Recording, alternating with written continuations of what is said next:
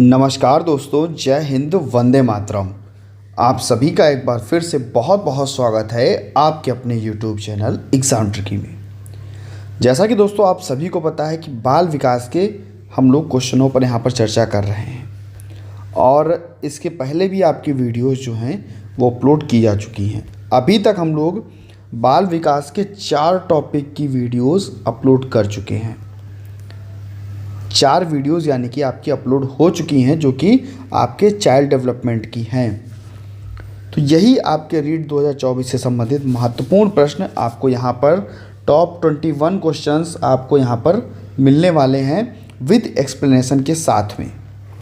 तो रीड की अगर आप बेहतर तैयारी करना चाहते हैं तो हमारे चैनल से ज़रूर जुड़ जाइएगा और चैनल को सब्सक्राइब करने के बाद में बेल आइकन में ऑल का ऑप्शन ज़रूर प्रेस कर लीजिएगा।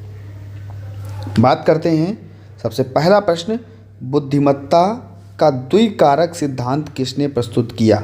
और आज का जो हमारा टॉपिक है इंटेलिजेंस यानी कि बुद्धि। आपको इससे संबंधित ही क्वेश्चन यहाँ पर आपको मिलेंगे। थॉर्नडाइक, स्पीयरमैन, गिलफोर्ड या पियाजे।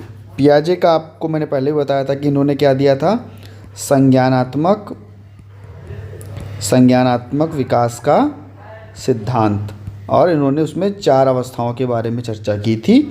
0 से 2 वर्ष, 2 से 7 वर्ष, 7 से 11 वर्ष और 11 से 14 वर्ष। ठीक है, तो ये 4 इन्होंने बताई थी आपको, थॉर्नडाइक, स्पीयरमैन, गिलफोर्ड या पियाजे। तो अगर हम लोग बात करते हैं द्विकारक सिद्धांत की, तो देखिए एक बताया इन्होंने जी, जिसको हम लोग जनरलाइज्ड या सामान्य कहते हैं, और इन्होंने एक बताया एस, जिसको हम लोग स्पेसिफिक कहते हैं या विशिष्ट कहते हैं।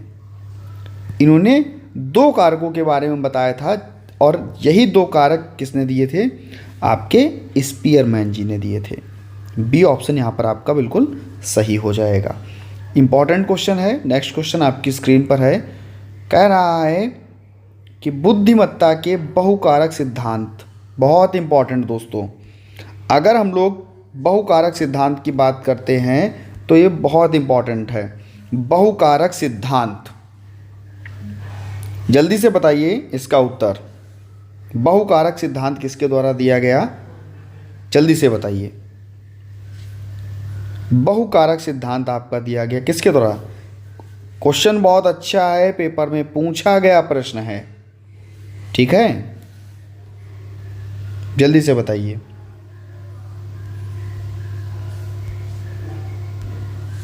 बहुत समय आपको दे दिया हमने भैया। ठीक है, ये किसका है, गार्डनर जी का है। ठीक है, किसका है, हावर्ड गार्डनर ने बहुबुद्धि, हम इसको हम लोग बहुबुद्धि, बहुकारक या बहुबुद्धि भी कह सकते हैं, बहुबुद्धि।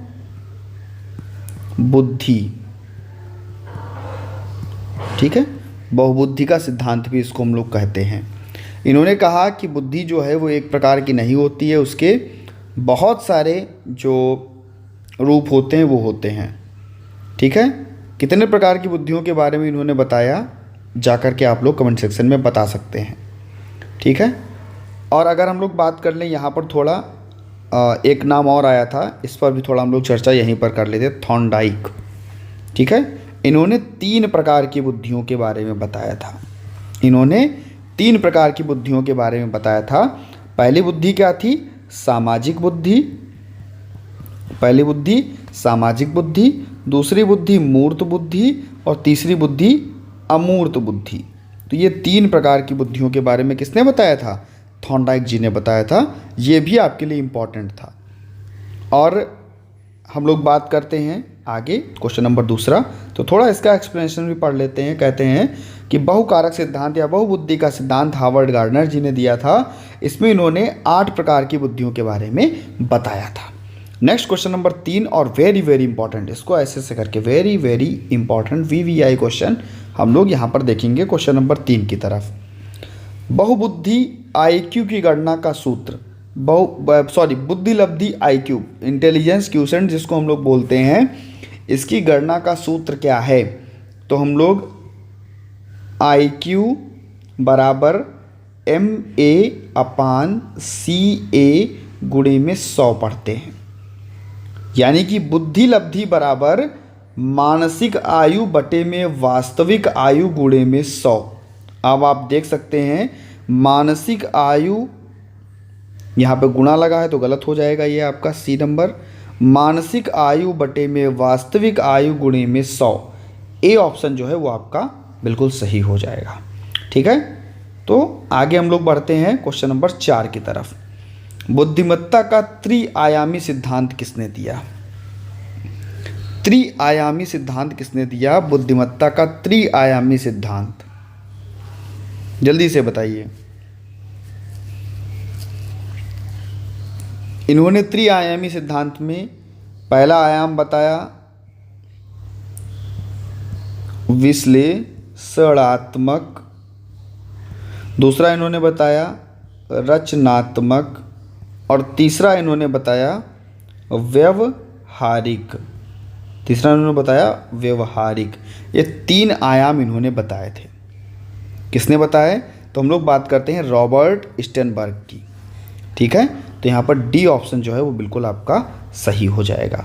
क्वेश्चन नंबर 5 आपकी स्क्रीन पर है और कह रहा है कि बुद्धिमत्ता के तरल और स्फटिक प्रकारों का सिद्धांत किसने दिया? हम लोग फ्लूइड की बात करते हैं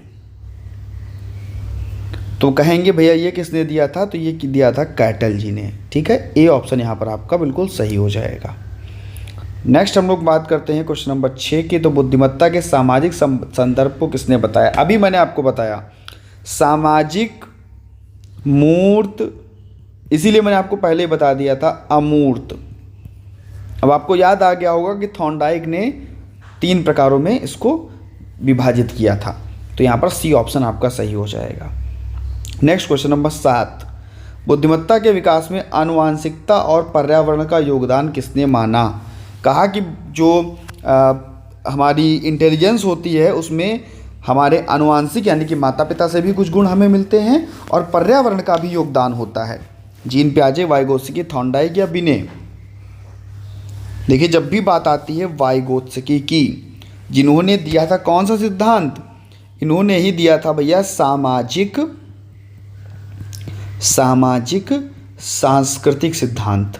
कौन सा दिया था? सामाजिक सांस्कृतिक सिद्धांत इन्होंने दिया था और उस सिद्धांत में इन्होंने बताया था कि जो बच्चा है वो आनुवांशिकता और पर्यावरण से ही जो है वो बेहतर बनता है। ठीक है, ये आपके वाइगोत्स्की, इनका पूरा नाम क्या है? लेव वाइगोत्स्की, ये भी याद रखिएगा। तो बी ऑप्शन यहाँ पर हम लोग सही करते हैं। चैनल अच्छा लग रहा हो, वीडियो अच्छी आ रही हो, पसंद आ रही हो, क्वेश्चन आपको लग रहा हो कि आपके एग्ज़ाम में आएंगे, क्योंकि मैं टॉपिक वाइज आपको कवर करा रहा हूँ किस टॉपिक से कौन कौन से क्वेश्चन आ सकते हैं, तो चैनल को ज़रूर सब्सक्राइब कीजिएगा और पास में ही बेल आइकन बन के आता है, ऑल का ऑप्शन प्रेस कर लीजिएगा। जितने भी हमारे स्पेशल एजुकेशन के भाई बहन हैं, एक बार सभी मित्रों तक वीडियो को शेयर कर दीजिएगा। बुद्धिमत्ता के मापन के लिए प्रथम परीक्षण किसने विकसित किया? तो ये भैया किया था विनय और साइमन जी ने। तो ए ऑप्शन जो है वो बिल्कुल आपका सही हो जाएगा। नेक्स्ट क्वेश्चन आपकी स्क्रीन पर है, क्वेश्चन नंबर 9, जी और एस कारक। अभी मैंने आपको सबसे पहला क्वेश्चन यहीं पर कराया था, जहां पर हमने सामान्य और विशिष्ट, जनरल और स्पेसिफिक कारकों के बारे में आपको बताया था। तो किसने दिया था? तो हमने कहा था स्पीयरमैन ने दिया था। ए ऑप्शन को लॉक करेंगे।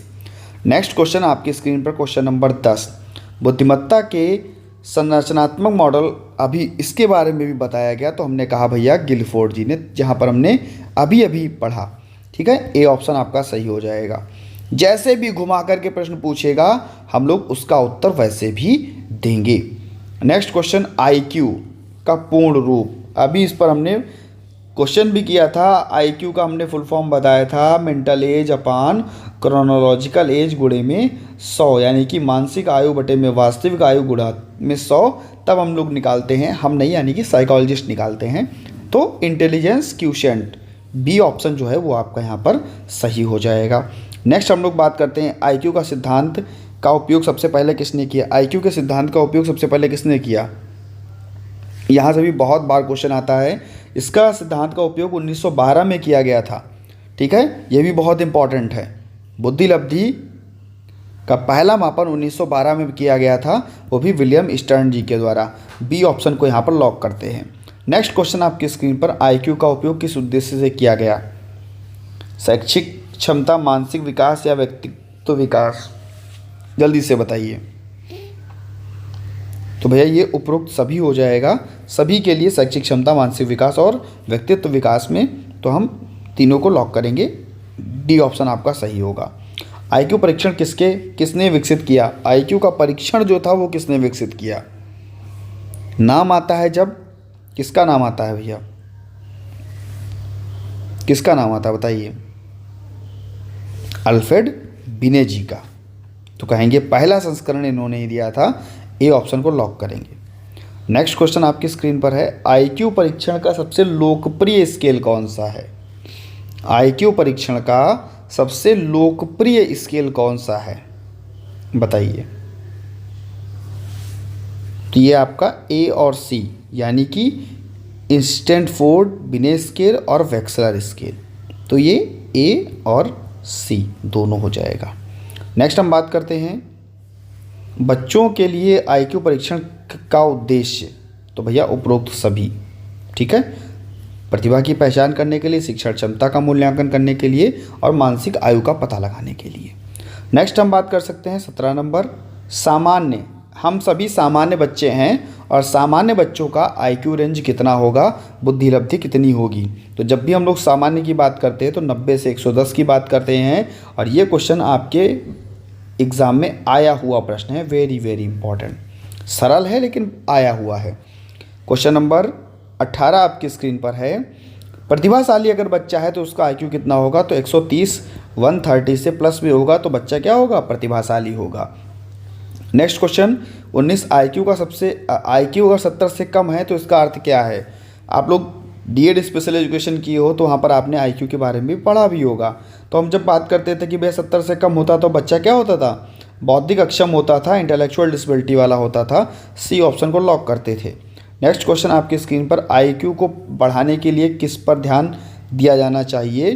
तो समस्या समाधान कौशल पर, तार्किक सोच पर और शैक्षिक अभ्यास पर, यानी कि उपरोक्त सभी। डी ऑप्शन आपका सही हो जाएगा। और इस वीडियो का लास्ट प्रश्न है दोस्तों, अगर वीडियो अच्छा लगा हो तो लाइक करके ही जाइएगा, क्योंकि आप लोग लाइक करने में बहुत संकोच करते हो। ऐसा लगता है भाई अगर मैं मेहनत कर रहा हूँ तो आपको भी भैया क्या है कि वीडियोस को लाइक करना ही बनता है, ठीक है। ये आपका उत्तरदायित्व है।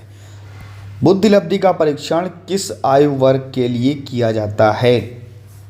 केवल बच्चों के लिए, केवल वयस्कों के लिए, सभी वर्ग के बच्चों के लिए, या तो हम कहेंगे सभी के लिए बुद्धि लब्धि परीक्षण हम कर सकते हैं। सी ऑप्शन को लॉक करते हैं।